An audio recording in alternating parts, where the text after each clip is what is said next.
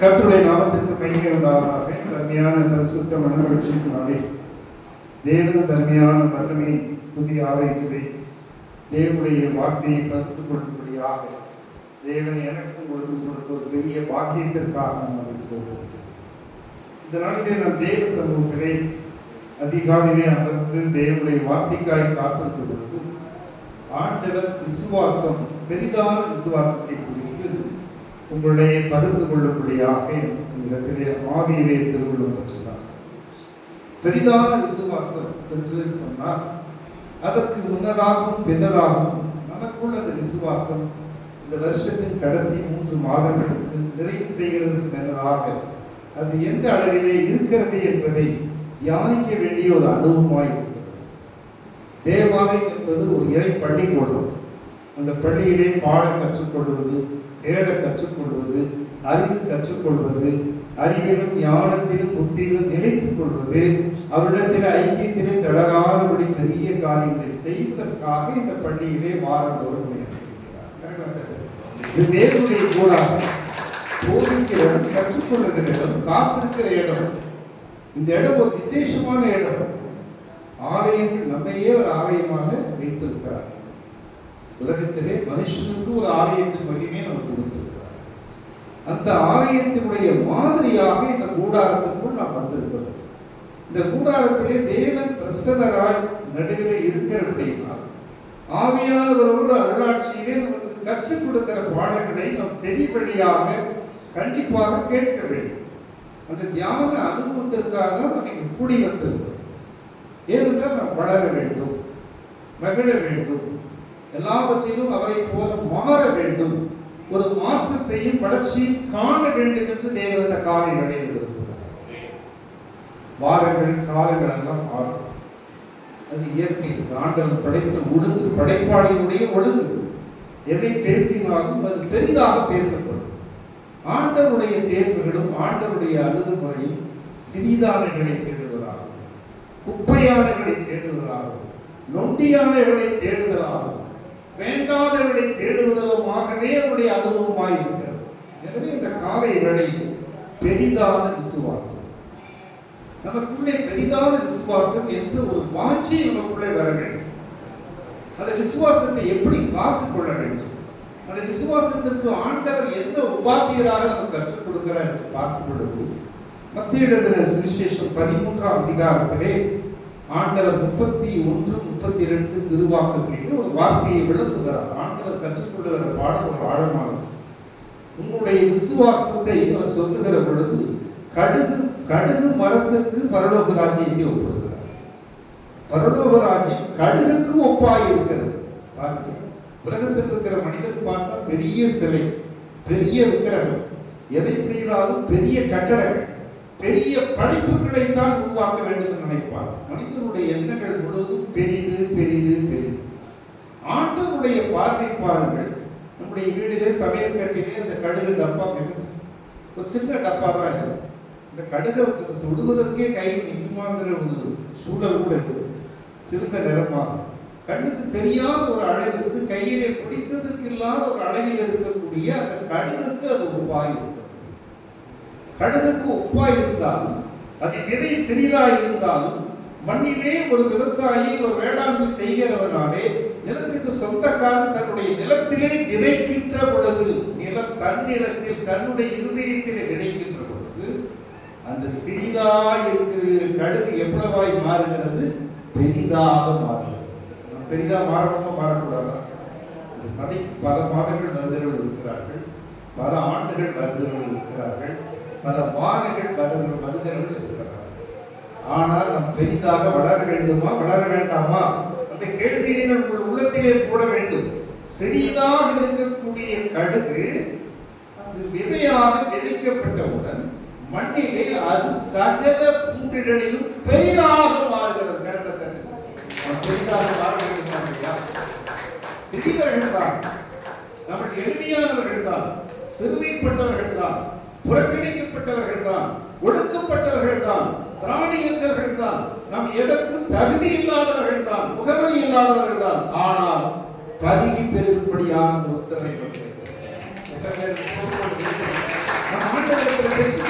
நாம் சிறியவர்கள், நாம் சிறியவர்கள், எளிமையானவர்கள், யாராலும் நாம் சிறப்பு செய்ய முடியாத ஒரு மனிதர்கள். ஆனால் அந்த கடுகு, சிறிதான கடுகு பூமியில் விழுந்தவுடன் அது சகல பூண்டுகளிலும் பெரிதாகி மரமாகி, அந்த மரத்திலே ஏராளமான பறவைகள் ஆடி பாடி திருகிற வெள்ளம்பரமாக அமைந்து அந்த பறவைகள் தங்களுடைய ஆகாரத்தை புசித்து போகிற ஒரு அடைக்கலமாக இருக்கிறது. அல்லேலூயா. உங்களுடைய வீடுகளில் நீங்கள் அடைக்கலமாக இருக்க வேண்டும்.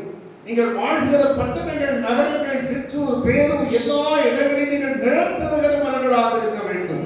நீங்கள் உங்களுடைய நிழலாக வைத்திருக்கிறார். ஆண்டவர் எப்பொழுதும் மனிதனை ஒப்பிடுவதே கிடையாது. இந்த மரத்தை தான் ஒப்பிடுகிறார். நீங்க அதனால விளங்கிக் கொள்ளணும். ஏன் மரத்தையே ஒப்பிடுகிறார் அப்படின்னா, அது நீண்ட பலனை, நிழலை, பாதுகாப்பை, வளமை, செழிப்பின் தருகிறதாய் அவருடைய படைப்பில் இருக்கிறது. நீதிமான் பனையை போல செழித்து லீபோனி கேதுருவரண்டை போல வளர்வார். வேற யாராவது மனுஷன் இந்த மனுஷனை போல இருந்து அந்த மனுஷனை போல வருவான். நீங்க அது எழுதப்படுகிறதா வேதத்திலே? வேதம் என்பது ஒரு புதிதானது, புரிந்து கொள்ள முடியாத பகுதியில் அறிந்து கொள்ளப்படுவதற்காக வைத்திருக்கிறார். எனவே நல்ல மரம் நல்ல கனிகளை கொடுக்கும், கெட்ட மரம் கெட்ட கனிகளை கொடுக்கும். நல்ல மரம் கெட்ட கனிகளை கொடுக்காது என்று மரத்திலும் சொல்லுகிறார்.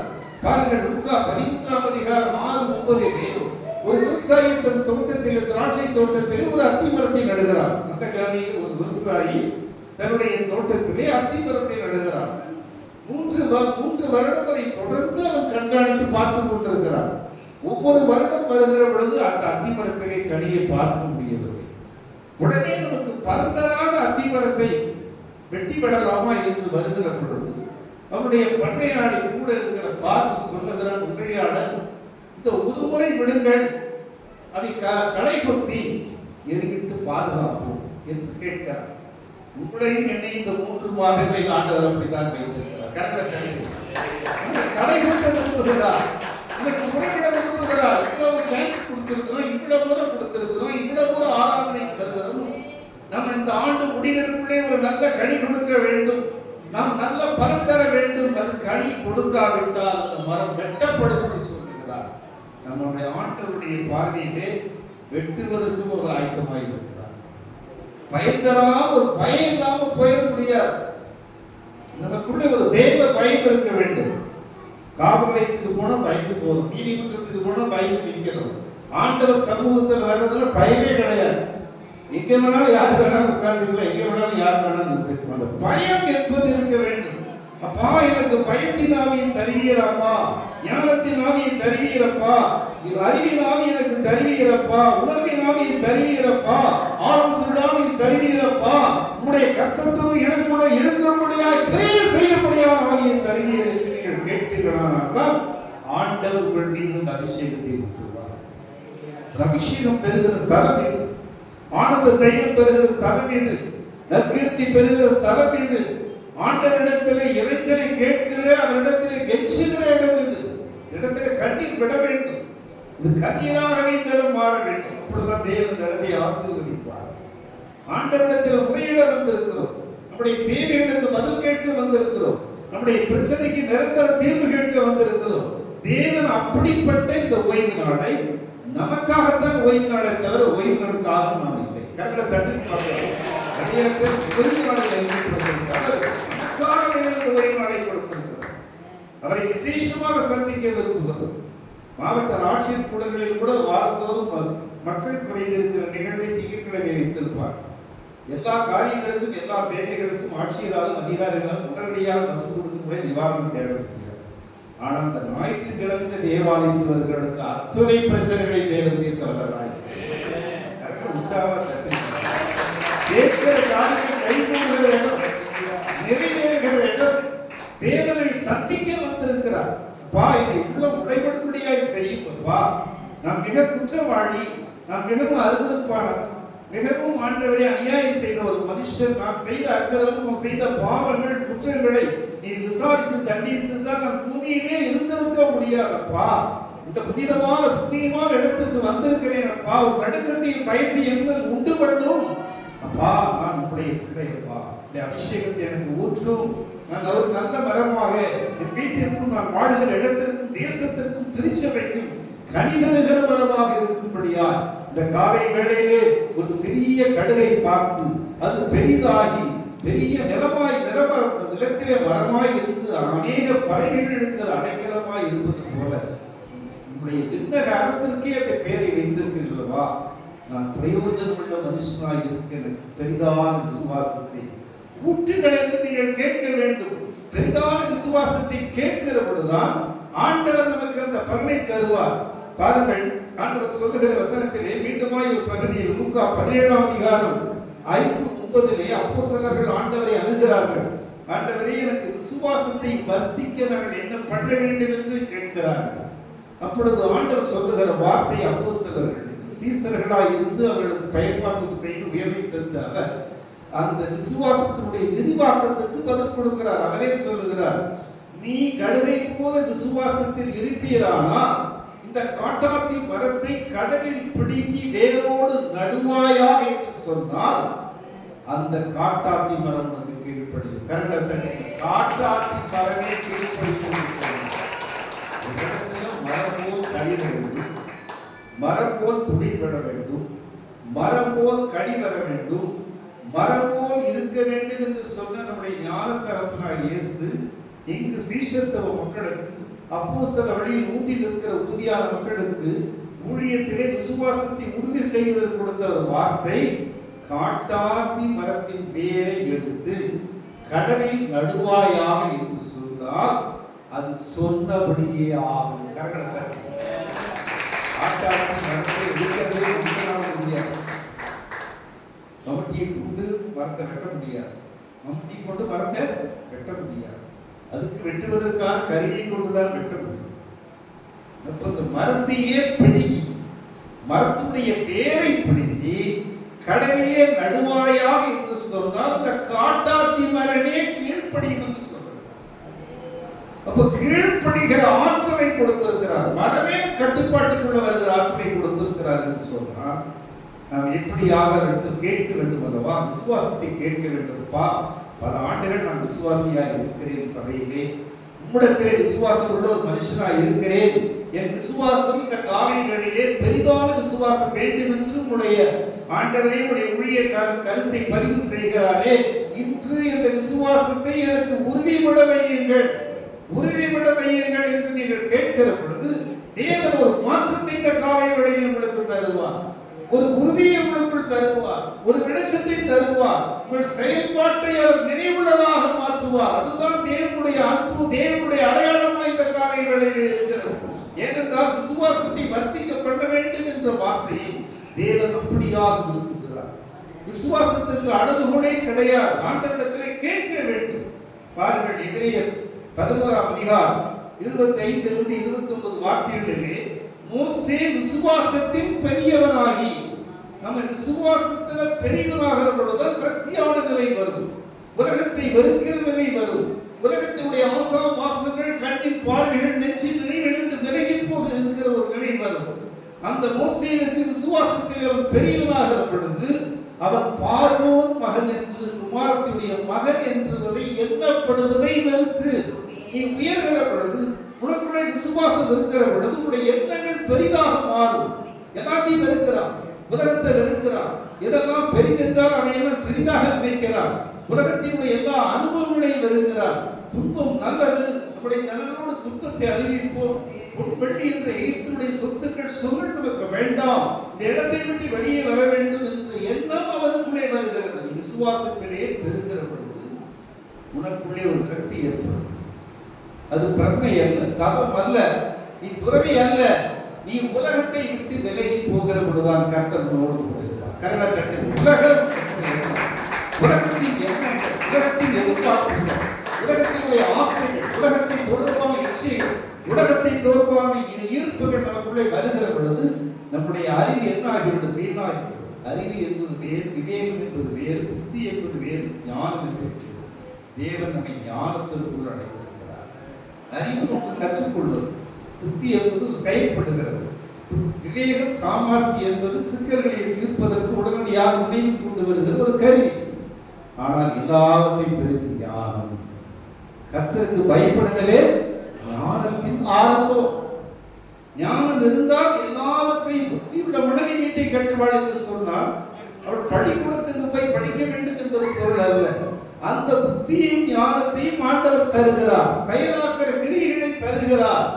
ஏனென்றால் தேவன் இந்த காலை வேளையிலே பெரிதான விசுவாசத்திலே அவர் வளர்கிற பொழுது உலகத்தின் எண்ணங்கள், உலகத்தின் எதிர்பார்ப்புகள், உலகத்தின் ஆசைகள், உலகத்தின் திட்டங்களை விட்டு வெளியே வந்து அதை வெறுத்து நம்முடைய ஜனங்களோடு துன்பங்களை சகிப்பது, நிந்தையை ஏற்றுக்கொள்வது பாக்கியம் என்று கருதுகிறார். யாராவது நிந்தையை பாக்கியம் என்று சொல்லுவாங்களா? கடன் நம்ம வாங்கி கடன்காரனா இருக்கிறோம், ஒரு கரையற்றவனா இருக்கிறோம், வேலையற்று இருக்கிறவனா இருக்கிறோம், சம்பாத்தியமற்றவனா இருக்கிறோம், நம்ம எதுக்கு பிரயோஜனமற்றவனா இருக்கிறோம், மற்றவருடைய முகங்களிலே நம் தயவு கருணை கிடைக்காமல் இருக்கிறோம், அவையெல்லாம் பாக்கியம் என்று யாராவது சொல்வார்களா? அந்த நிந்தையை அவன் பாக்கியமாக கருதும்படியாக அவருக்குள்ள ஒரு தெளிவு கிடைக்கிறது. ஆண்டவருடைய ஒழுங்குகளை, வழிபாட்டை நிலைநிறுத்துகிறார். அப்படிப்பட்ட பழமையுள்ள எகிப்தை விட்டு அவர் வெளியே வருகிறார். மழையே பெய்யாத நைல் நதியில் கூட என்னுடைய இஸ்ரேல் பயணத்திலே அந்த தேவனுடைய உரையை வழங்கியிருக்கிறது. அந்த எகிப்தை பார்க்கும் பொழுது அவ்வளவு அழகா இருக்கு. மிகப்பெரிய ஒரு பட்டம், பிரபுகள் நிறைந்த பகுதி. சரித்திரத்தில் நான் மாணவராய் படிக்கிற பொழுது கூட எகிப்து பேசப்படுகிற ஒரு பகுதி, பொக்கிஷம் நிறைந்த பகுதி. அந்த எகிப்தை விட்டே அவர் வெளியே வருகிறார். எகிப்தை விட்டு என்று சொன்னால் நம்மை அடிமைப்படுத்துகிற அனுபவங்களிலிருந்து வெளிவர வேண்டும். எகிப்துக்கு மறுபெயர், மறுசொல்லாகும் அடிமை. நம்ம எவற்றுக்குமே அடிமை ஆகக்கூடாது. தேடுதலுக்காகத்தான் ஆண்டவர் வந்திருக்கிறார்.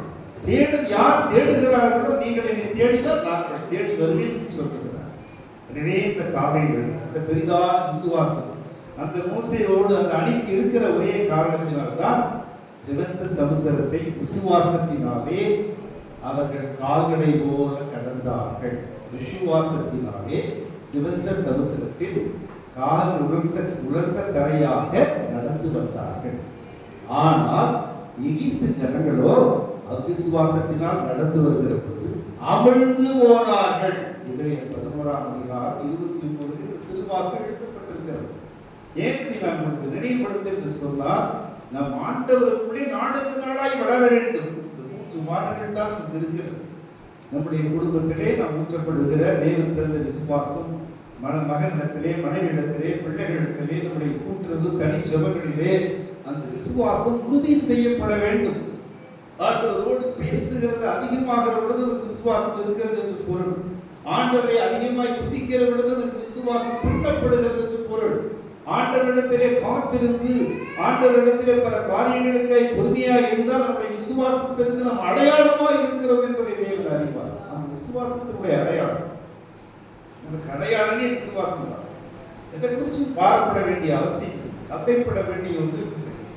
ஏனென்றால் நம்மை ஆராய்ந்தவராய் இருக்கிறார், அறிந்தவராய் இருக்கிறார். உட்கார் பொழுது, எழுந்திருக்கிற பொழுது, படுத்திருக்கிற பொழுது நம் நாவிலே சொல் பிறவாதற்கு முன்பு நம்மை அறிந்தவராய் இருக்கிறார். பாலசிங்கங்கள் என்று 104ஆம் செய்கிற திருப்பாடலை படித்தோம். 21 பால சிங்கங்கள் கர்ச்சித்து தேவனால் இறை உண்டாகும்படி தேடியது என்று பார்க்கிறோம். கர்ச்சிக்கத்தான் சிங்கத்தினால் முடியும். ஆனா அதுக்குள்ள என்ன ஆவி வேலை செய்து தேவனால் தனக்கு ஆகாரம் கிடைக்கும் என்று அது எதிர்பார்க்கிறது. கர்ச்சிக்கிற சிங்கம் கர்ச்சித்திட்டது உடனே மான் கிடைக்கிறார். தேவனால் ஆகாரம் கிடைக்கும் என்று எதிர்பார்க்கிற ஆகாரம் கிடைக்கிறது. எல்லா ஜீவராசிகளும் காலையிலே எதிர்பார்க்கிறார்கள், கிடைக்கிறது என்று சங்கீத பாடல்காரர் மிக அழகாக எழுதுகிறார். ஏனென்றால் இந்த காலை வேளையில் அப்பா என்னுடைய விசுவாசம் பலனற்றதாக இருக்கிறது, அவிசுவாசமாக இருக்கிறது, பலனற்றதாக இருக்கிறது, புரியாததாக இருக்கிறது, ஒழுங்கினமாக இருக்கிறது. நிலவரமான விசுவாசத்தின் ஆவியை அந்த விசுவாசத்தை வளரும்படியாய் நீ நாவிலே அறிக்கை செய்யும்படியாய் செய்யும். தேவன் மரித்தோரிலிருந்து எழுப்பினார் என்று நாவினால் அறிக்கை செய்ய சொல்றார். நம்ம நாவ அதிகமா துதிக்கிற பொழுது, ஸ்தோத்திரப்படி செய்கிற பொழுது, பாவ அறிக்கை செய்கிற பொழுது, ஆண்டவரை மகிமைப்படுத்துகிற பொழுதுதான் விசுவாசம் நமக்குள்ளே பெறப்படும். கரங்களை தட்டு. நம்ம நாம அதிகமாக பயன்படுத்தும் நாம இவர்களும் தேவை உற்சாகப்படுகிறது. ஏன் ஆராதனை வேலைகளிலே பொழுதுகளிலே வர்ஷிப் அண்ட் பிரேயருக்காக ஒரு 40 நிமிடம் 30 நிமிடம் என்று வைத்திருக்கிறாள் என்று சொன்னால் கூடி ஆடி புதுப்பாட்டை பாட சொல்றாங்க. பாடுற பாடலாம் ஆல்ரெடி இருக்கிற ஃபிக்ஸான பாடல் தான் பாடிட்டு இருக்கோம். டியூனும் அதே தான் பண்ணிட்டு இருக்கிறோம். அடுத்த வாரம் அது புதுப்பாட்டுக்கு ட்ரை பண்ணுறோம். நியூ சாங்ஸ், புதுப்பாட்டை பாடுங்கள் என்று இந்த சங்கீதக்காரன் சொல்லுகிறார். என் நாவி புதுப்பாட்டு என்று சொல்லுகிறார். புதுப்பாட்டு புது வகையாக எழுத வேண்டும். நடந்த பிராக்டிக்கல் அப்படி எழுதணும். எந்த நாவில் புதுப்பாட்டு எந்த இயேசு தருகிறார். ஆனந்தம் கொள்ளுவேன் அவரை நான் பாடுவேன் உயிருள்ள நாள் வரையும். ஆனந்தம் கொள்ளுவேன் அவரை நான் பாடுவேன் உயிருள்ள நாள் வரையும். அல்லேலூயா. ஆனந்தம் கொள்ளுவேன் அவரை நான் பாடுவேன் உயிருள்ள நாள் வரையும். என்னை வந்து சொந்த வரையில் தேவன் அவர் தீபமாய் என்னை காட்டினார். என்னை வந்து சொந்த வரையில் தேவன் அவர் தீபமாய் என்னை காட்டினார். ஆனந்தம் கொள்ளுவேன் அவரை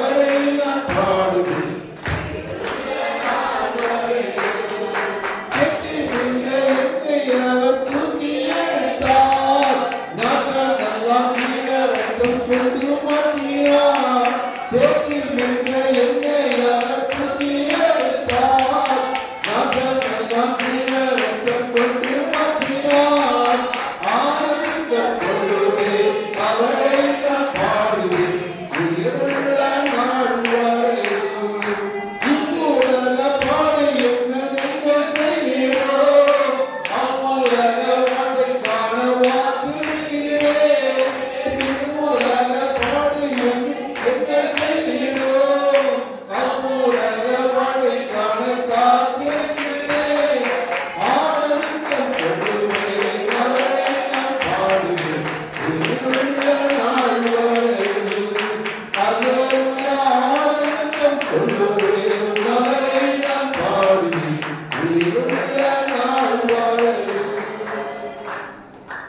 புதுப்பாட்டை பாடுகிற ஒரு வாரமாக மாறும்.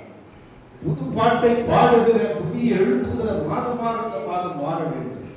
நாம் படைவதா நம்முடைய வார்த்தை புதிதாக இருக்க வேண்டும். நாம் படைவதா நம்முடைய வார்த்தை தேவனுடைய வார்த்தையாக மாற வேண்டும். நம்முடைய செயல்கள் மாற வேண்டும், கிரியைகள் மாற வேண்டும். ஏனென்றால் இந்த இடத்தில் தேவன் அசுத்தாவிகளை விரட்டுகிற இடமாய் வைத்திருக்கிறார். பொல்லாத ஆவிகளை விரட்டுகிற இடமாய் வைத்திருக்கிறார். துர்க்கிரியைகளை விரட்டுகிற இடமாய் வைத்திருக்கிறார். ஏனென்றால் காட்டாக்கி வரவேற்கு கீழ்ப்படுகிறது.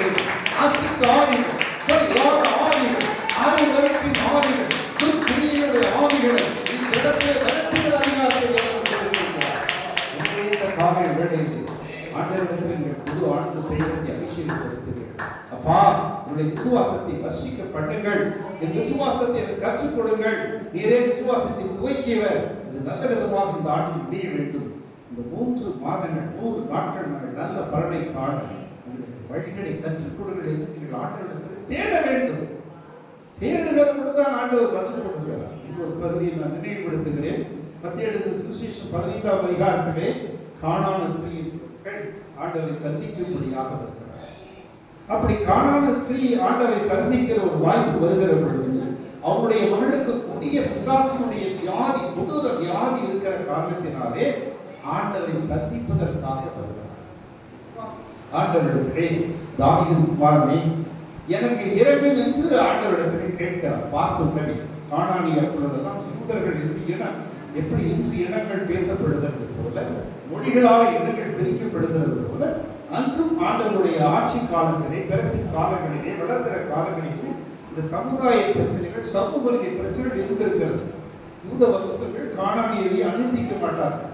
ஆனால் அந்த வெடிப்பு நிலையில் இருக்கக்கூடிய புறக்கணிக்கப்பட்ட பெண் தைரியமாக ஆண்டவரை சந்திக்க வருகிறார். ஆண்டவரை சந்திப்பதற்கு தைரியம் வேண்டும், துணிவு வேண்டும், பயப்படக்கூடாது. மொழிகள், ஜாதிகள் எல்லாவற்றையும் ஆண்டவர் கடந்த சக்கர ஜாதிகளுக்கு ஒரு மேலானது.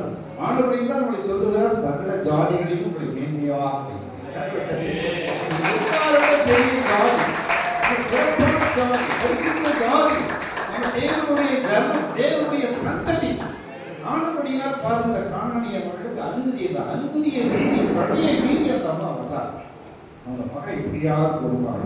முதல் ஆண்டவருக்கு சொல்ற வார்த்தை, தாவீதின் குமாரனே எனக்கு இறக்கு. ஆண்டவர் எதுவுமே பேசுற கடந்து போறார்.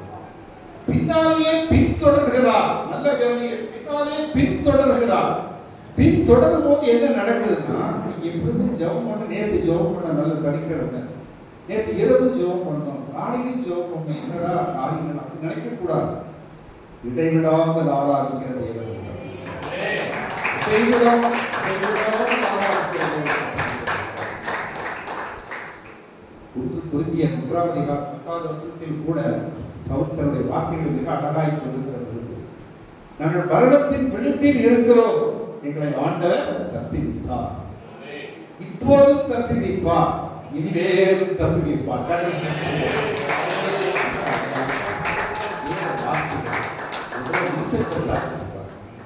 மரணத்தின் மீது நாங்கள் முடிந்து விடுவோம், எங்கள் வாழ்வில் முடிந்துவிடும் என்று நாங்கள் அவர் மீது நம்பிக்கையாயிருக்கிறோம்.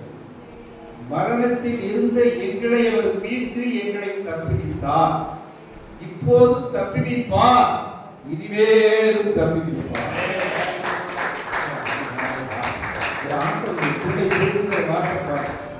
போன ஆண்டே எங்களை காப்பாற்றினார், இந்த ஆண்டே எங்களை காப்பாற்றிட்டு வருகிறார், வருகிற ஆண்டிலும் எங்களை காப்பாற்றுவார்.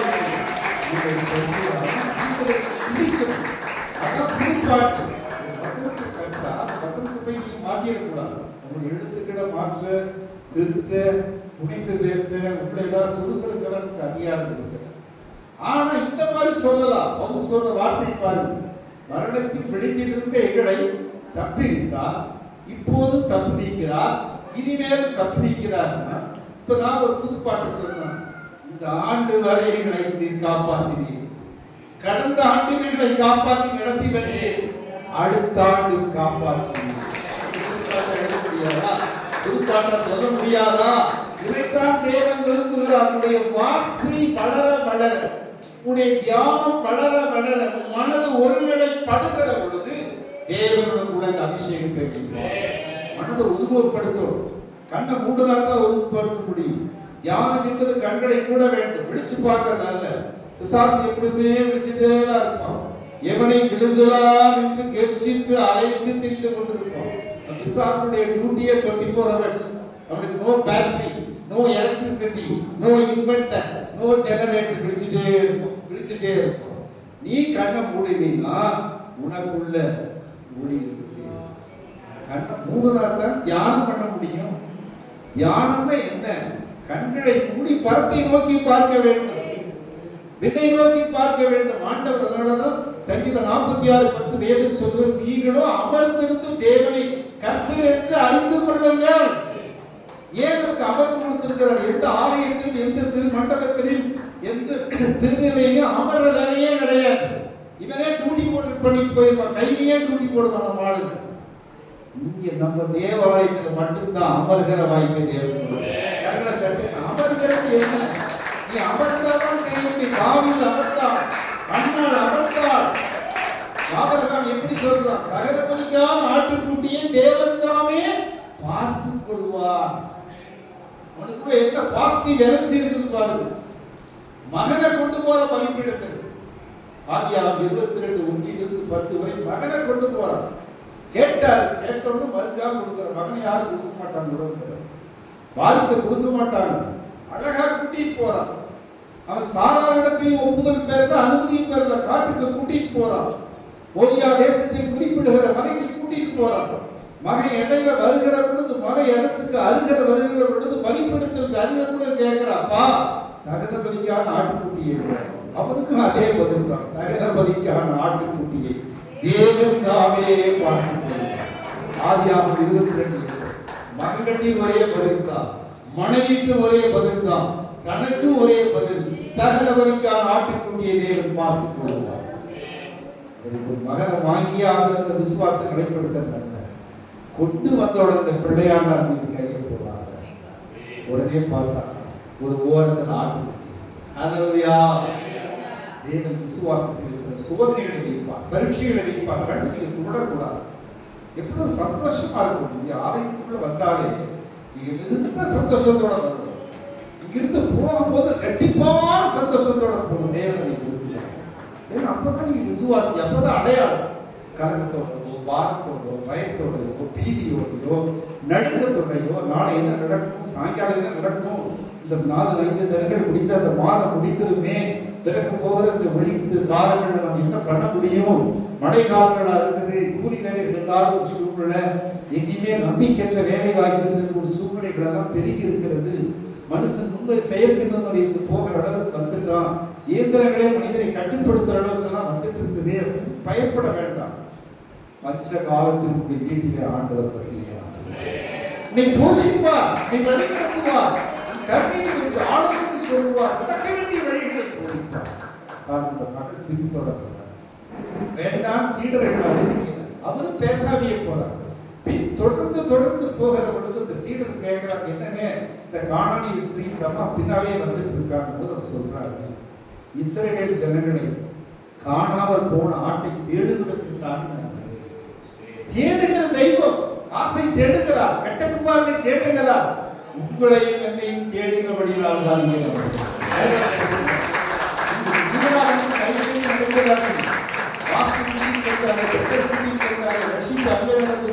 சமாதான விழா நீ அழைத்தது, பேரின்ப விழா அழைத்தது அல்ல, தேவன் உங்களை அழைத்து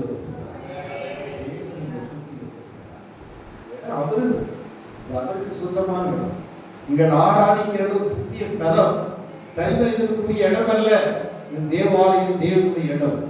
இதனுடைய முழு நிர்வாகம் அவருடைய கட்டுப்பட்டுக்குள் இருக்கிறது. எனவே நீங்க விசுவாசத்தோடு வளரும்போது இந்த சபையின் விருத்தியா, துதியா, பாடலா, காணிக்கையா, நன்மையா, நல்ல எண்ணத்தால், உங்களுடைய அழுகையினுடைய ஜெபத்தினுடைய இடைவிடாத வழிபாட்டால் இது என்ன ஆகும்? பெரிதான நிலைக்கு வரும். பாருங்க, மகள் இப்படி வந்தோம்னா ஆண்டவர் பேசுறார். தொடர்ந்து வரும்போதுதான் பேசுவார். நீங்க பேசும்போது ஆண்டவர் கேட்டுட்டு இருக்காரு. அந்த ஜெபம் தான் நடந்துகிட்டு இருக்குது. அவர்களோட பேசும்போது கேட்கிறாரு. பிள்ளைகளுடைய அப்பத்தை நாய்க்குட்டிகளுக்கு கொடுக்கலாம். நாய்க்குட்டினா இப்போ பல லட்சம் நாய்க்குட்டிகள் வந்து மனுஷனை கடிக்குது. பல பேர் 30-40 பேருக்கு மேல தமிழ்நாட்டில் இறந்து போயிட்டு இருக்காங்க. அந்த நாய்க்குட்டிகள் அவர் குறிப்பிட்டு அந்த காலத்துல அவர் வைத்த பெயர் நாய்க்குட்டினா மனுஷனுக்குரிய செயல்பாடுகளை குட்டிகள் என்று அழைத்திருக்கிறார். பிள்ளைகளுடைய அப்பத்தை நாய்க்குட்டிகளுக்கு கொடுக்கலாமான்னு கேட்கிறார். அப்போ உடனே அந்த அம்மா என்ன பண்ணது பாருங்க, ஆண்டவர்கிட்ட கானானிய பெண் பின்தங்கி சூழல் இருக்கிற அந்த மகள் என்ன சொல்றாங்க திருப்பி, அப்பா ராஜா நீங்க சொல்வது மெய்யான மெய்தான், அழகான பதில் மெய்தான். ஆனால் எஜமான்கள் சாப்பிட்டு விழுகிற துணிக்கியை மேஜையிலிருந்து நாய்க்குட்டிகள் தின்னும் அல்லவா? ஆண்டவருக்கு எவ்வளவு ஸ்வீட்டா பேசினா அது ஸ்வீட்டஸ்டா பதில். பேசுவாங்க. அதுதான் தனி ஜெபம். அதுதான் எங்கே 2 பேர் 3 பேர் கூடுகிற ஜெபம். அதுதான் அழுகையின் ஜெபம், விழுகையின் ஜெபம் அல்ல. ஒரு இடத்துல நம்ம ஆடிட்டே இருக்கணும். ஜெபம் முடிஞ்சு இந்த பிரேயர் 11 மணி 11:05 முடிக்கணும் ஒரு நம்ம திட்டம் வச்சிருக்கோம். அது பெரிதல்ல. அதுக்கு பிறகு உட்கார்ந்து ஜெபம் பண்ண ஆரம்பிக்கும். ஆண்டவரே இந்த இடத்துல கூட நான் ஜெபம் பண்ணிட்டு போறேன். என் மனசு வந்து இன்னும் பிரமை குழப்பத்தில் இருக்குது, ஒடுக்கின்மை இருக்குது. என்னை விட்டு கொடுத்து ஜெபம் பண்ணிட்டு போக எல்லா காரியங்களும் முன்னாலேயே வந்து ஜெபம் பண்ணணும். 9 மணிக்கு முன்னதா ஆவையை முடிஞ்சு ஜெபம் பண்ணிட்டு போகும். நம்ம அப்படியே போறதல்ல. நமக்கு ஒரு நிறைவு இருந்தா தான் போகணும். நிறைவு இல்லைன்னா நேரம் வந்து எல்லாம் கலைஞ்சு போனாலும் ஜெபத்தை உட்கார்ந்து இன்னைக்கு ஏதோ ஒரு பதில் வரும், நல்ல ரிசல்ட் வரணும். வார்த்தை கொண்டு ஆண்டவர் பேசுவார், எனக்குள்ள திடப்படுத்துவார். அப்பதான் என்னுள்ளம் தேவன் பால் பொங்கி வழியுதே, நாடி பாடுதே. என்னுள்ளம் தேவன் பால் பொங்கி வழியுதே, நாடி பாடுதே.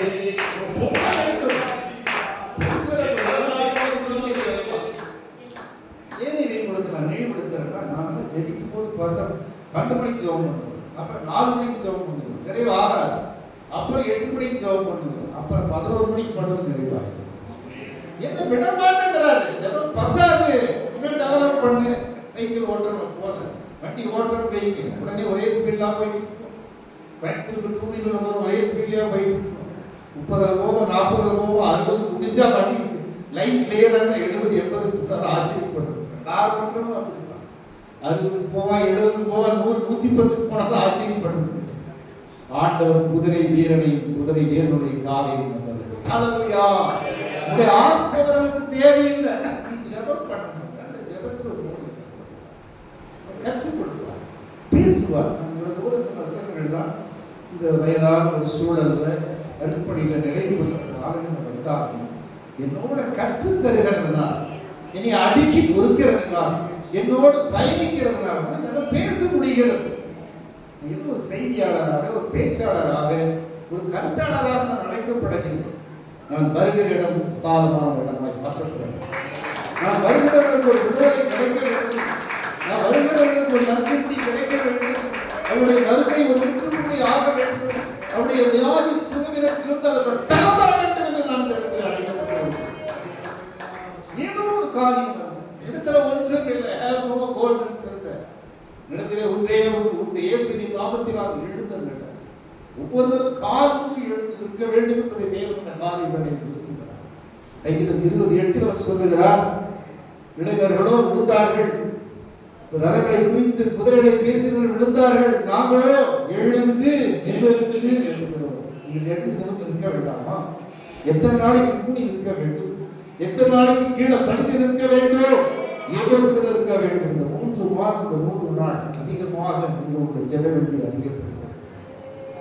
நாமளை எது உங்களுக்கு தெரியாட்டு ஸ்தோத்திரம் ஸ்தோத்திரம் ஸ்தோத்திரம் ஸ்தோத்திரம் ஸ்தோத்திரம் சம்பூர்ணரே ஸ்தோத்திரம் சமாதான பிரபுவே ஸ்தோத்திரம் ஆலோசனை கர்த்தரே ஸ்தோத்திரம் நித்திய பிதாவே ஸ்தோத்திரம் அதிசயங்களை செய்கிறவரே ஸ்தோத்திரம் அற்புதமானவரே ஸ்தோத்திரம் அடைக்கலமானவரே ஸ்தோத்திரம் கோட்டையானவரே ஸ்தோத்திரம் வேண்டாமானவரே ஸ்தோத்திரம் துணையானவரே ஸ்தோத்திரம் நம்புகிறமானவரே ஸ்தோத்திரம் என் பிள்ளைகளே ஸ்தோத்திரம் ஆண்டவரே ஸ்தோத்திரம் புகழ்ச்சியானவரே ஸ்தோத்திரம் கீர்த்தியானவரே ஸ்தோத்திரம் கீழமானவரே ஸ்தோத்திரம் அதிகாரே ஸ்தோத்திரம் அதிகாரே ஸ்தோத்திரம் அதிகாரே ஸ்தோத்திரம் எல்லாரே மேலானவரே ஸ்தோத்திரம் அழகானவரே ஸ்தோத்திரம் சத்தியமானவரே ஸ்தோத்திரம் தேவனை சொல்ல சொல்ல சொல்ல சொல்ல சொல்ல ஒரு அபிஷேகம் உலகத்தில் அடையும். உடைய பின்மாற்று செய்தியை நீக்கி தேவன் உங்களுக்கு ஒரு பசி கொடுக்கிறார். இந்த காணானிய மகள் அப்படி சொன்னவுடன் அந்த சொல்லுகிற வார்த்தையை கேட்டு மகளே விசுவாசம் தெரியும். அந்த கணனிய கொடிய வியாதி பிசாசில் அழைக்கப்பட்ட அந்த காணாவுடைய மகள் உயிர் பிழைத்தார். தனி தாகினியே எழுந்தது, கெப்பியாளன் எழுந்தது, எவரி மகனே எழுந்தது, நாஸ்திரவே எழுந்தது, நாயும் கிடரின் மகனே பாடையில் எழுந்தது. 16 ஆண்டுகளுக்கு முன்பு ஹார்ட் அட்டாக்ல மரணத்தின் விளிம்பில் இருக்கிற என்னையும் எழுப்பியவராக. எவ்வளவு நல்ல தெய்வம், எவ்வளவு நல்ல எவ்வளவு நல்ல தெய்வம், எவ்வளவு நல்ல தெய்வம். இந்த தெய்வத்தை யாராவது மறக்க முடியுமாப்பா? அந்த விசுவாசத்தை உங்களுக்கு கூட்டி கொடுங்கப்பா. இந்த விசுவாசத்தை நாங்கள் வளர வேண்டும்ப்பா. உடைய அன்பு எங்களுக்கு வேண்டும் என்று நீங்கள் தேவ சமூகத்திலே முறையிட வேண்டும். அன்பு கூறுவேன் இன்னும் அதிகமாய் ஆராதிப்பேன் இன்னும் ஆர்வமாய். அன்பு கூறுவேன் இன்னும் அதிகமாய் ஆராதிப்பேன் இன்னும் ஆர்வமாய். முழு உள்ளத்தோடு ஆராதிப்பேன் முழு ஆராதிப்பேன்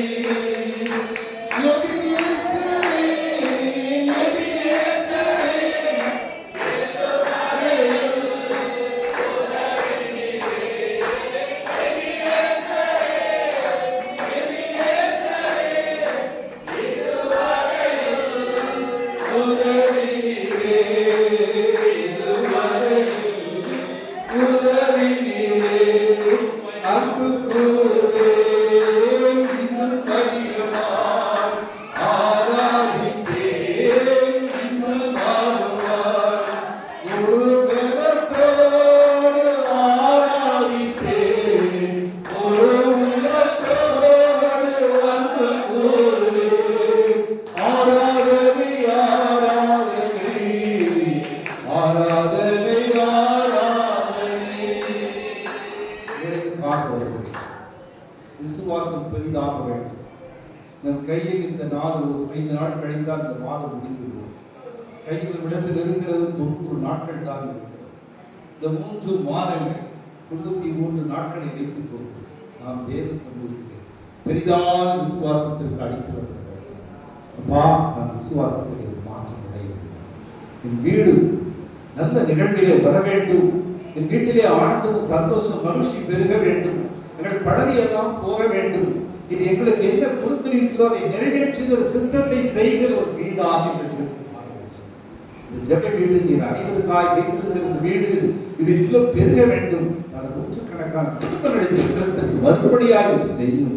என்னை நீர் புதுப்பியும் ஆண்டவரே.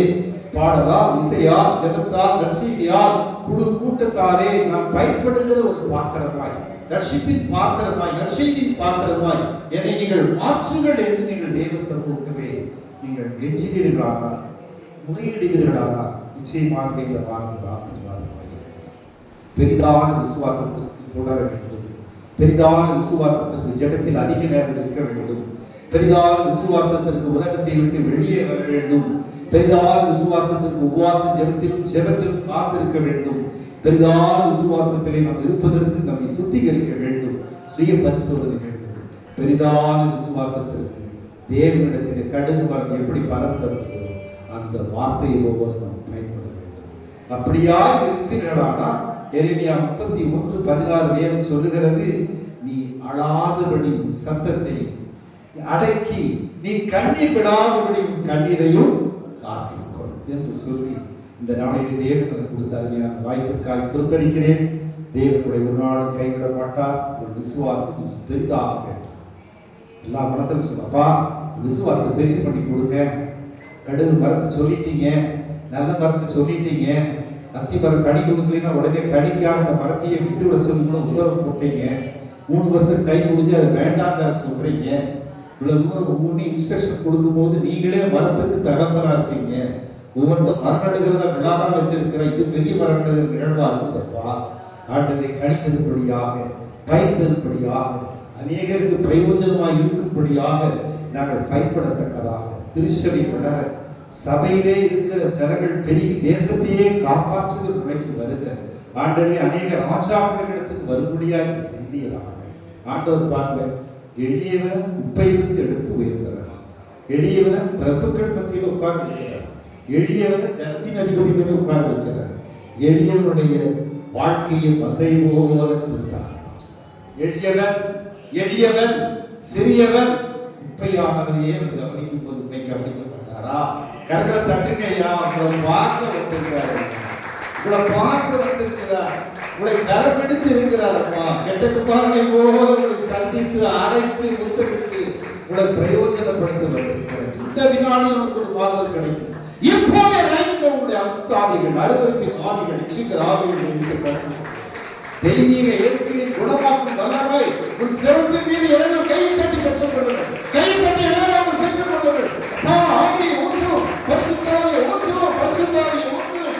ஆண்டவரே, பரிசுத்தாவியை ஊற்றி மகிமையாக நிரப்பும்படியா ஒரு பாடலினால் அபிஷேகத்திற்காக காத்திருக்கும் தேவன் இந்த நாளிலே ஒரு பாடலை கொண்டு இந்த இடத்திலே ஒரு பின்மாறி மழையை பெய்யும்படியாக, தேவன் ஒரு அதிசயமான மழையை பெய்யும்படியாக, எங்களுக்கு ஒரு விடுதலை கிடைக்கும்படியாக, எங்கள் கட்டி உடையும்படியாக, நீண்ட நாள் கடன் நீங்கும்படியாக, சரீர பீடை, வியாதி, பொல்லாத நினைவுகள் அனைத்து போகும்படியாக, தேவன் நன்மை நடத்தும்படியாக, நிறைவான பிறகு என்னுடைய மாஸ்டர் கருத்தில் கொடுக்கிறேன். பாடல் வழியாக இவர்கள் வழி நடத்தி இந்த நிறைவான ஜெபத்தை முடிக்கும்படியாக கருத்தில் ஒப்படைக்கிறேன். எல்லாரும் வசனங்களை தியானம் செய்து அவை பேசப்பட்டதான வார்த்தைகளை நினைவு கூர்ந்து, ஆண்டவரே, நீ பேசின வார்த்தைகளுக்காக உமக்கு நன்றி அப்பா. எங்களுக்கு வேண்டிய வார்த்தைகளை நீ தந்திருக்கிறீர் ஆண்டவரே. நாங்கள் விசுவாசிகள் என்று பெயர் எடுத்திருந்தாலும் எங்கள் விசுவாசம் அன்னவீடு பார்க்கும்போது ஆண்டவரே, சின்ன விசுவாசம் பெரிய விசுவாசம் என்று எழுதப்பட்டிருக்கிறது ராஜா. ஆமே, எங்கள் விசுவாசத்தை நாங்கள் அளவீடு பார்க்க முடியாது. இந்த பகல் வேளையில் எங்களை தியானம் செய்த வார்த்தைகளுக்காக நன்றி. உன் விசுவாசம் பெரியது என்று சொல்லியிருக்கிற தகப்பனே, ஆண்டவரே, இந்த விசுவாசம் பெரிய விசுவாசமாய் மாறட்டும். கடுகுவதை போல விசுவாசம் இருக்குமானால் பெரிய மலைகளை நீ பேர்ந்து போக பண்ண முடியும் என்று எழுதப்பட்டிருக்கிறபடி அப்பா நாங்கள் பெரிய காரியங்களை செய்ய முடியாது ஆண்டவரே, பர்வதங்கள் அதிரத்தக்கதாக ஆண்டவரே, ஹalleluya, எங்கள் விசுவாசம் பெரியவளாய் பெரியவைகளாய் மாறட்டும் என்று ஜெபிக்கிறேன் ஆண்டவரே. ஆபிரகாமின் விசுவாசத்தை போல, மோசேயுடைய விசுவாசத்தை போல, அப்போஸ்தலர்களுடைய விசுவாசத்தை போல எங்கள் விசுவாசம் அதைவிட பெரியவைகளாய் மாறும்படி நாங்கள் ஜெபிக்கிறோம் ஆண்டவரே. ஓ ஹalleluya, இயேசு சொல்லி இருக்கிறீரே, என்னை விசுவாசிக்கிறவன் என்னிலும் பெரியவைகளை காண்பான் என்று எழுதப்பட்டிருக்கிறது. என்னிலும் பெரியவைகளை செய்வான் என்று எழுதப்பட்டிருக்கிறது.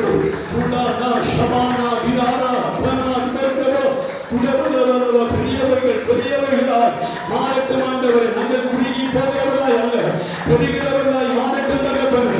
ஆண்டவரே, ஆலயம் குறுகி போகிறதாய் அல்ல, பெரிய ஆலயமாய் மாறட்டும் ஆண்டவரே. எங்கள் விசுவாசத்தின் எண்ணங்கள் பெரியவைகளாய் மாறுவதாக. உடாராரா கபாரா ஷபலவலவ தியாரவ ஷபலவல திவர் கபலவலவ. ஆண்டவரே, ஒவ்வொரு தேவ பிள்ளைகளுடைய விசுவாசத்தையும் என் ஆண்டவர் வர்த்திக்க பண்ணும்படியாக அளவுகள் பெருகும்படியாக. ஓ ஹalleluya, நமக்கானவைகளை தேவன் பார்த்துக் கொள்வாரே. ஹalleluya, நாம் கர்த்தருக்கு காத்திருந்த பொழுது என் தேவன் எனக்காக இறங்கி வந்தார். அவர் எனக்காக யாவையும் செய்வார். எனக்கானவைகளை அவர் பார்த்துக் கொள்வார். என் குடும்பத்திற்கு வேண்டியவைகளை அவர் பார்த்துக் கொள்வார். என் பிள்ளைகளுக்கு வேண்டியவைகளை கர்த்தர் பார்த்துக் கொள்வார். என் சபைக்கு வேண்டியவைகளை கர்த்தர் பார்த்துக் கொள்வார். சூடாலவா கரங்களை தட்டி ஆவிலே நிரம்பி என் தேவனை சில நிமிடங்கள் ஆராதிப்போம். சர்வ வல்லவரை துதிப்போம். வார்த்தைகள் வெறுமையாய் போகக்கூடாது. வார்த்தையில ஜீவன் உண்டு, அந்த வார்த்தையில பலன் உண்டு, அந்த வார்த்தையில ஆரோக்கியம் உண்டு. ஹalleluya, நல்லவரே துதிக்கிறோம், ஸ்தோத்திரிக்கிறோம். பரிசுத்த நீ பரிசுத்த ஹalleluya, ஹalleluya. சுடாபாலபாலக ஷபரபல ஹalleluya, ஹalleluya, ஹalleluya. இளமை கழுகு போல என்னை புதிதாக்கி மகிழுகின்றார். இளமை கழுகு போல என்னை புதிதாக்கி மகிழுகின்றார்.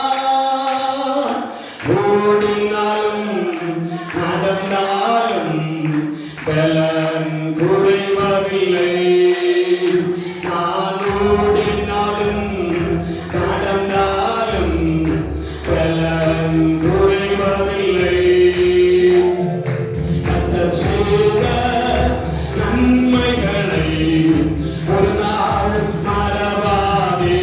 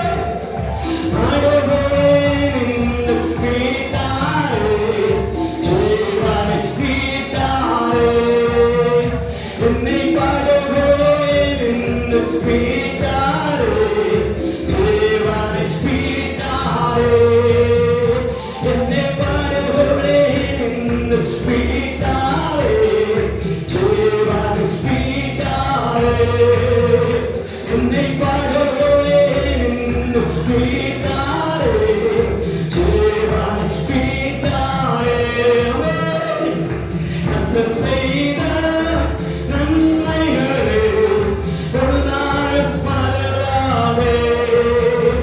ஆமே, கர்த்தர் செய்த நன்மைகளே ஒரு நாள் மறவாதே. கர்த்தர் செய்த நன்மைகளே ஒரு நாள் மறவாதே. கர்த்தரை தட்டி கர்த்தர் செய்த நன்மைகளை மறவாமல் துதிக்கும் பொழுது நம்முடைய விசுவாசம் பெருகப்படுகிறது. நம்முடைய விசுவாசத்தின் எண்ணங்களை கர்த்தர் உயர பண்ணுகிறார். ஹல்லேலூயா, ஹல்லேலூயா. அபிஷேகத்தை நிரம்பி ஆராதிப்போம், வல்லமையோடு ஆராதிப்போம், பரிசுத்தத்தோடு ஆராதிப்போம், விடுதலைக்காக ஆராதிப்போம். ஓ ஹல்லேலூயா, ஹல்லேலூயா. இகானா சபரவ விபல்தவரவ சுடவரவ சந்தவரவ நீவரவரவ சபரவரவ. கரங்களை தட்டி, கரங்களை தட்டி ஆவியிலே நிரம்பி தேவனை துதிக்கும், ஆவியிலே நிரம்பி தேவனை துதிக்கும். இன்று இந்த வாரத்தில் கர்த்தர் நமக்கு கொடுத்த வார்த்தை, ஆமே, விசுவாசத்தில் நீங்கள் பெருகுவீர்களாக, விசுவாசத்தில் நீங்கள் பெருகுவீர்களாக. ஹல்லேலூயா. விசுவாசிகளோ, நீங்கள் விசுவாசத்தில் பெருகுவீர்களாக. ஹல்லேலூயா. அளவீடு சொல்லுகிற நீங்கள், நான் விசுவாசிக்கிறேன் என்று சொல்லுகிற நீங்கள் எத்தனை அளவு விசுவாசம் உடையவர்கள் இருக்கிறீர்கள். நல்லதை பேர்ந்து போகத்தக்கதாக விசுவாசம் நமக்குள் இருக்கிறதா? நம்முடைய வியாதிகள் மறைந்து போகத்தக்கதாக விசுவாசம் நமக்குள் இருக்கிறதா? ஆமே, பாராட்டம் நம்மை விட்டு விலகத்தக்கதாக விசுவாசம் நமக்குள் இருக்கிறதா? ஆமே, விசுவாசம் எல்லா தெய்வப்படைகள் விசுவாசம். ஆமே, கர்த்தர் நல்லவர் என்பதை ருசித்து பார்ப்போம். கர்த்தர் நல்லவரே, கர்த்தர் நல்லவரே, கர்த்தர் நல்லவரே. ஜெபம் செய்வோம். நல்ல தகப்பனே, கருமையான பரிசுத்த மகிழ்ச்சியான நாளில் ஆண்டவரே, விழுந்து போன அவிசுவாசத்திலே தளர்ந்து போன எங்கள் விசுவாசத்தை பெரிதாக்கும்படியாக உள்ள இறைவாக்கு இருந்து எங்களுக்கு வருவதற்காக சொல்லியிருக்கிறோம். உங்களுடைய உபதேசமான கடுகு மரம் பரலோக ராஜ்யத்திற்கு பாயிருக்கிறது என்ற வார்த்தைகளுடைய உள்ளத்தை ஆழ்த்திருக்கிறதப்பா. தேவதீது ஒரு நல்ல சபை இந்த பட்டணத்திலே இந்த வர்ணனை ஆண்டவரே சார்ந்த வர்ணனைகளிலிருந்து இந்த ஆலயத்தை இம்மட்டுமாய் இந்த ஆண்டு நடத்தி வந்திருக்கிறீர்கள். ஆண்டவரே, சொல்லப்பட்ட 3 மாதங்கள் எங்களுடைய வாழ்விலே விழுந்து போனவர்கள், இழந்து போனவர்கள், கடந்து போனவர்கள், கிடைக்காதவர்கள், தேடிகள் எல்லாம் நிறைவுள்ளதாக மாறுபடியாக ஒரு சந்தோஷத்தோடு இந்த ஆண்டை நாங்கள் முடிக்கத்தக்கதாக, நட்சத்திரங்களாக, வெட்கப்படாத பிள்ளைகளாக நாங்கள் சந்தோஷிக்கப்படுகிற ஆண்டவரை வம்சாவளியாக எங்கள் சந்ததிகள் வரத்தக்கதாக இந்த சபை ஆடுகிற ஒரு பிள்ளை இந்த ஆடு நினைத்திருப்பார். ஆண்டவரே, இந்த இந்தியா ஒரு விசுவாசி இந்தியாவாக மாற வேண்டும். உலகம் முழுவதும் விசுவாசத்துடைய சந்ததி பிறக்க வேண்டும். எல்லா இல்லங்களிலும் இயேசு என்ற வார்த்தை ஆண்டவரை பகிரமாய் வெளியேறாதபடி, ஆண்டவரை வெளியேறமாய் பேசப்படத்தக்கதாக உருவாக்கப்பட வேண்டும். எல்லாருடைய கரங்களிலும் உடைய வேத புத்தகம் தைப்பதற்கும், கற்றுக்கொள்வதற்கும், படிப்பதற்கும், தியானிப்பதற்கும் பயன்பட வேண்டும். இந்த நாளில் எல்லா சபை தலைவர்கள், ஆண்டவரை, பேராயர்கள், ஆயர்கள், தீர்க்கதரிசிகள், அப்போஸ்தலர்கள், நற்செய்தியாளர்கள், பாடுகிறவர்கள், உடைய வல்லமையினாலே ஊழியத்தை நிறைவேற்றுகிற பிள்ளைகளுக்காக செபிக்கிறோம். இந்தியாவுக்காக செபிக்கிறோம்ப்பா. நல்ல ஒரு வளர்ச்சி காண்கிற இந்தியாவாக மாற உதவி செய்யும். உடைய பிள்ளைகள் சபை நடத்துவதற்கு எல்லா இடங்களிலும் அனுமதி இல்லாமல் பறிக்கிறார்கள். அந்த அனுமதி அரசாங்கத்தாலேயே இலவசமாய் கிடைக்கத்தக்கதாக செய்யும். வீடுதோறும் வீதிதோறும் ஆலயங்கள் பெருதலில் உதவி செய்யும். திரளான ஜனங்கள் சபையை தேடி உண்மையான ஆண்டவர் இவர் என்பதை, இயேசு என்பதை அறிந்து கொள்ள ஒரு வாய்ப்பை மக்களுக்கு ஏற்படுத்தும். இந்த நாளில் கூட அந்த சபை தலைவர் போதலுக்காக, சகோதரிக்காக, இந்த நாளிலே தன்மையான அன்பு ஜனங்களுக்காக நடத்தும் பேச்சு வேண்டுகிறேன் அப்பா. விடுதலையாய், சமாதானமாய், சந்தோஷமாய், சம்பூர்ணமாய் புசித்தவர்கள் இருப்பதற்காக இந்த சமூகத்தை வெற்றிக்கிறப்பா. அவருடைய ஆசிரியர் இந்த நாளின் தேவனை சந்தி. ஆண்டவரே, இந்த நாளுடைய துணி, மன்றாட்டு, சாட்சி, காணிக்கை, ஆண்டவரே, சங்கீத பாகன் எல்லாவற்றுக்கும் எங்களோடு இருந்து நீ வழிநடத்திற்காய் சொல்கிறோம். உங்களுடைய ஆளுகையில் ஆட ஆவியிலே நாங்கள் அழைக்கப்பட உதவி. ஆண்டவரே, நாங்கள் உடத்தில் நாங்கள் அழைக்கப்பட்டபடியினால் கிறிஸ்துவுக்குள் நாங்கள் வாழ்கிறோம் என்பதை ஒப்புக்கொள்கிறோம். அசைய இருக்கிறது உதவி. இயேசுவின் நாமத்தில் வேண்டுகிறோம் நல்ல பிதாவே, ஆமென். என் ஆத்துமாவே கர்த்தரை ஸ்தோத்திரி, என் முழுமே பரிசுத்த நாமத்தை ஸ்தோத்திரி. என் ஆத்துமாவே கர்த்தரை ஸ்தோத்திரி. கர்த்தர் செய்த சகல உபகாரங்களை வரவாறு. கர்த்தராகிய இயேசு கிறிஸ்துவின் கிருபை, பிதாவாகிய தேவனுடைய அன்பும், பரிசுத்தவான்களுடைய அன்பின் ஐக்கியமும், தர்மையான இயேசுவினுடைய சர்வ வல்லமை உள்ள இந்த வல்லமையின் ஆலயத்தின் போது மக்களோடு இந்த நாளின் தேவனுடைய அதிகாரத்தோடு சத்தியத்தோடு சமாதானத்தோடு கடந்து வருகிறார். கர்த்தர் அனைவரையும் ஆசீர்வதிப்பார். தேவனுக்கு மகிமை தூக்கி எடுத்தான் தூக்கி எடுத்தான் இயேசு நம் கரத்தை நீட்டி ரட்சித்தாரே.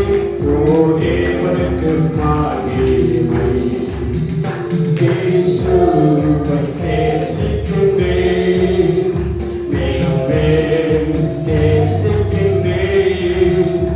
அக்கரையில் நான் நின்று அவரை என்றென்றும் வாழ்த்துவேன். அக்கரையில் நான் நின்று அவரை என்றென்றும் வாழ்த்துவேன். அல்லேலூயா, அல்லேலூயா, அல்லேலூயா. சமாதானத்தோடு கடந்து கர்த்தர் யாவரையும் தாராளமாய் ஆசீர்வதிப்பாராக. God bless you.